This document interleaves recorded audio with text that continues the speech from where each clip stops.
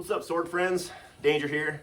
It's been a while, especially for a long form video. I don't get to do long form videos that much because like my phone is constantly full of knife throwing videos, and it's much easier to save little clips, but I have a lot more storage now. So I ran across Eric Hussein's top 10 questions for Katana people. Then I also saw Electros, and I thought I just cleaned up a bunch of memory in my phone, or made a bunch of extra space, and I thought, why not do this? So I only have 3 katanas, real ones anyway. I would like to have more. I'm actually looking at one right now. It's in the shopping cart. A Munitoshi Hirazukuri 1075. I've been eyeing Hirazukuris for a long time now, and I think that they're just like the coolest edge geometry, and I know that they cut tatami and everything's really well, so hopefully I'll be getting that very soon. But nevertheless, I still wanted to do my rundown for whoever was interested. So let's get going to here. Question 1, do you have any formal training, or have you learned from YouTube or just doing stuff in the backyard?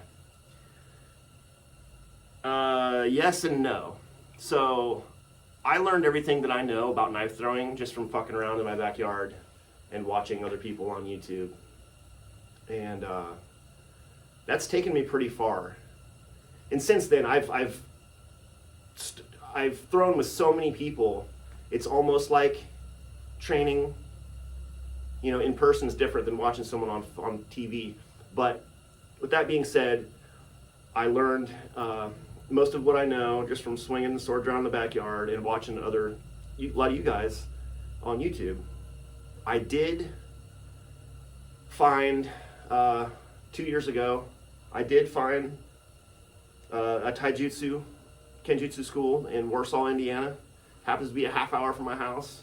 I couldn't believe it. I was even friends with him and was following him on Instagram, so that was cool. So I started going there.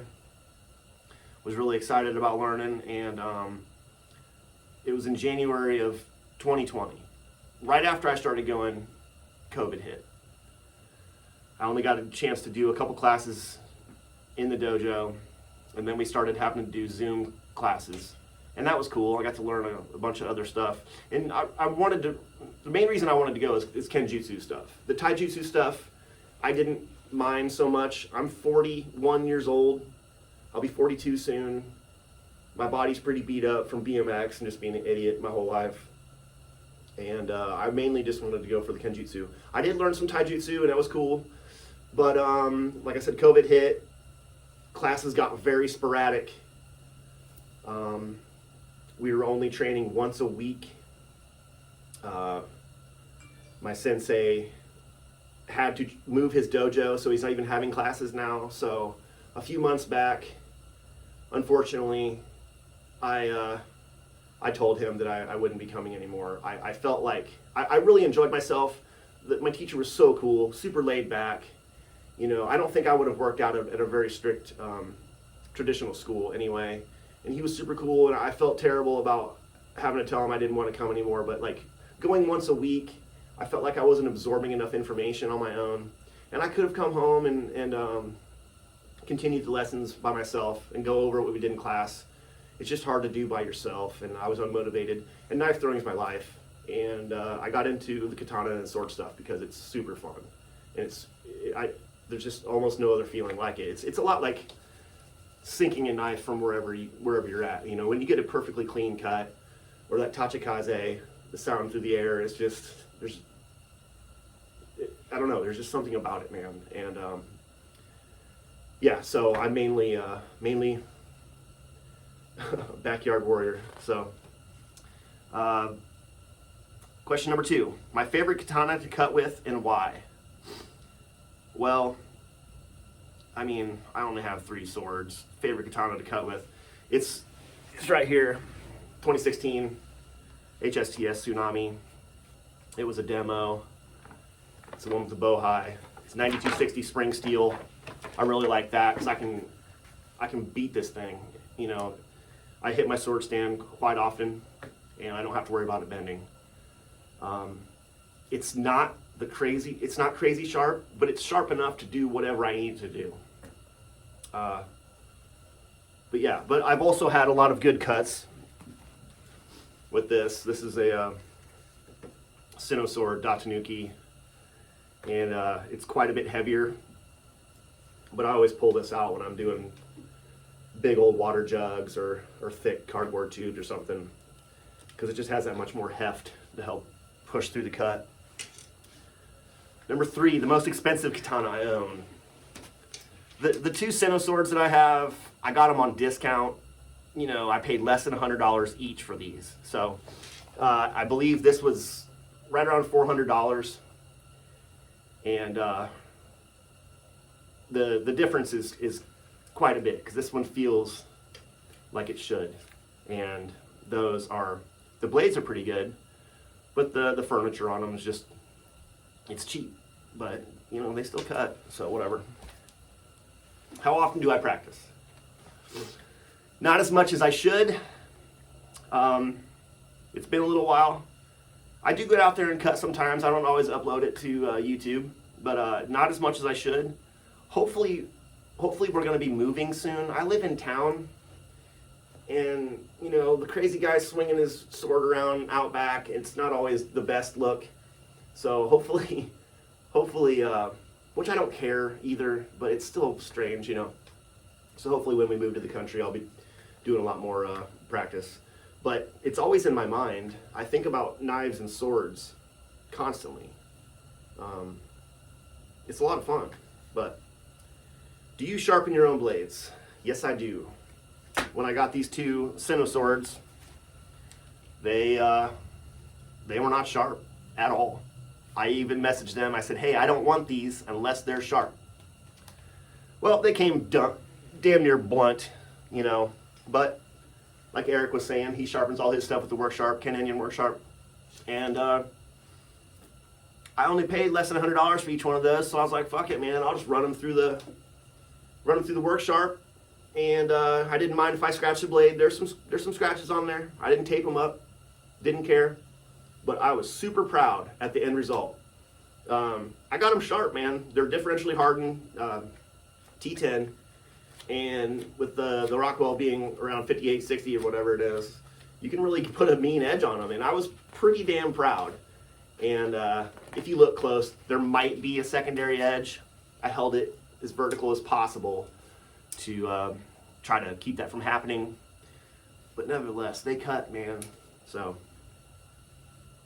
differentially hardened or through hardened.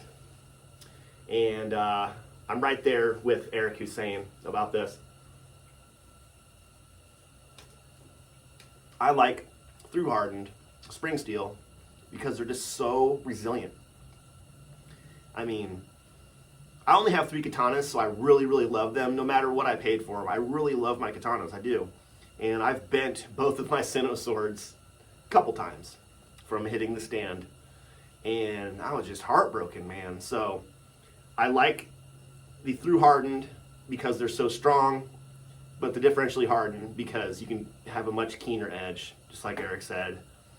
They're just easier to sharpen too. I don't know if you guys have noticed that or if that's been your experience. Question number 7, Suka length.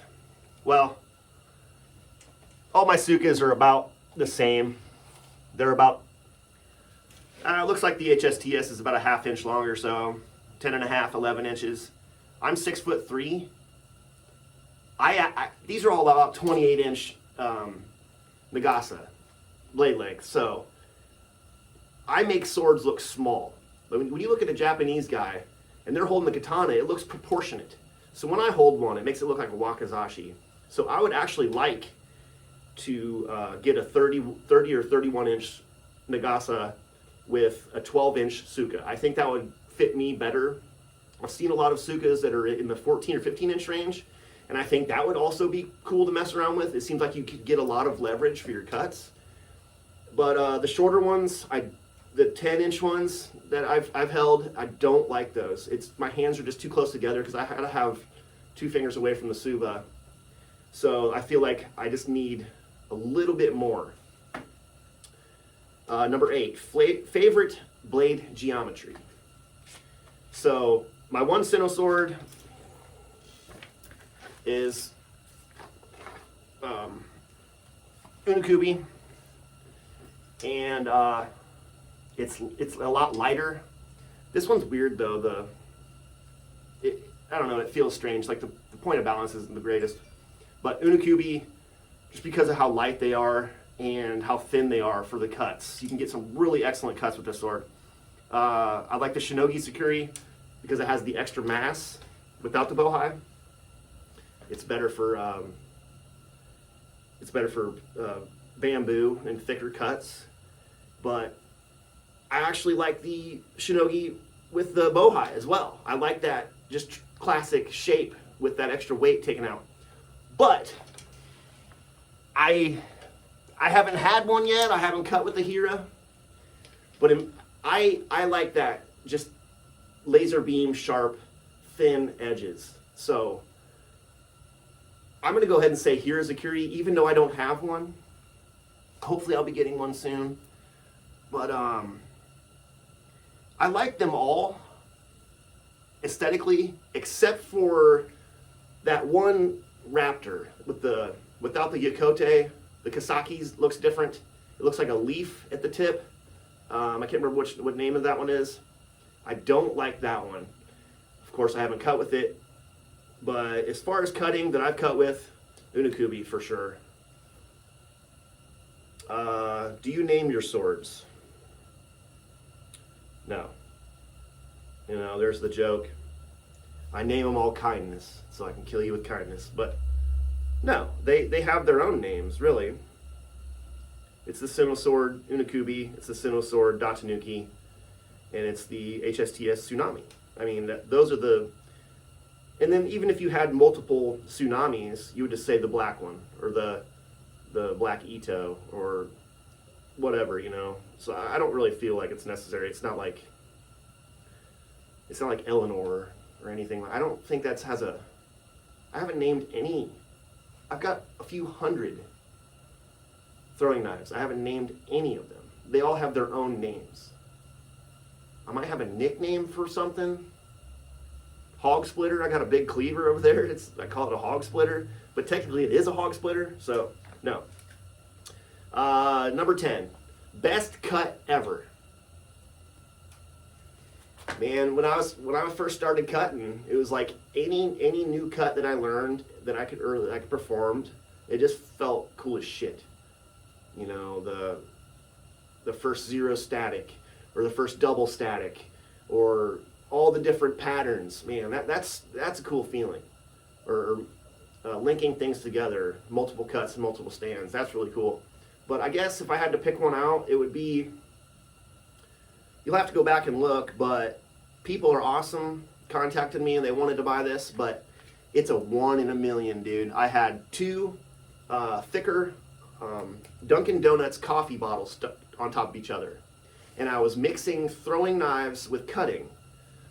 And I threw, and then I did a upcut, and then a down cut, and then I drew a knife and threw. But what I didn't know, I cut the bottom bottle, and mind you, these are hard bottles, and the top one fell, and I come down and I hit the cap of it. It cut the cap clean through the neck, you know, the hardest part of the bottle, and it flipped it. It did a perfect bottle flip and landed exactly where the first bottle was. It doesn't look real. And since then, they had kind of bought the rights to my video, and that video is all over the place. I mean, I have friends in different states that said that they've seen me on a bar television station or whatever, so that was pretty cool. Yeah, that's 1 in a million, man. I mean, I didn't even know that I did that until I went back to edit the video, and I'm glad I caught that because that was pretty cool. But yeah, I'm going to be doing some more cutting this year. I need to put that back into my regimen or whatever. And yeah, anyone that's watching this, if you want to continue, go through this list here.